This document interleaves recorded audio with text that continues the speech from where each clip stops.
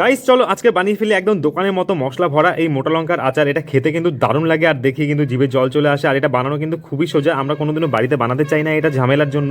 তো দেখো এটা কিন্তু খুবই সোজাভাবে বানানো যায়। আর এখানে মিডিয়াম সাইজের ফ্রেশ ফ্রেশ লঙ্কাগুলো নিয়ে নিয়েছি। এই লঙ্কাগুলো এক সাইড থেকে চিড়ে দিয়ে ভেতর থেকে সব বীজটা বের করে দিতে হবে। বের করার পরে এক এক করে আমি এদিকে মশলাগুলো রেডি করে নেবো। মশলাগুলো রেডি করা হয়ে গেলে আমি সরষাটাকে ভেজে নেবো এক্সট্রাভাবে। তারপরে আবার সব মশলাগুলো দিয়ে ভালো করে ভেজে নেবো। ভেজে নেওয়ার পরে মশলাগুলো কিন্তু ঠান্ডা করে পেস্ট করে নেবো। আর একদম স্মুথ পেস্ট করবো না, একটু হালকা বড় বড় থাকবে। কাপ তেলকে ভালো করে গরম করে ঠান্ডা করে তার মধ্যে ভাজা মশলাগুলো দিয়ে দিব। তার মধ্যে ভাজা সর্ষে দিয়ে দিব, লঙ্কার গুঁড়ো আর পরিমাণ মতো লবণ দিয়ে দিব, একটু বেশি দিলেও ক্ষতি নেই। তারপরে এটাকে ভালো করে মাখিয়ে টেক্সচারটা দেখতে পাচ্ছ কতটা হয়েছে। তারপরে এটার মধ্যে ভিনিগার দিয়ে দিব 3 মুটকির মতো। মশলাটা আমাদের রেডি হয়ে গেছে। এবার এক এক করে চিড়ে রাখা লঙ্কাগুলোর ভেতরে সব মশলা ঢুকিয়ে দিব। ঢুকিয়ে দেওয়ার পরে এটা আমাদের রেডি হয়ে যাবে পারফেক্টলি ভাবে। তারপরে একটা কাচের বয়ামের মধ্যে এক এক করে সমস্তটা সাজিয়ে দিব। তারপরে ফুটন্ত তেল এটার মধ্যে গরম ঠান্ডা করে তারপরে এটার মধ্যে দিয়ে দিব।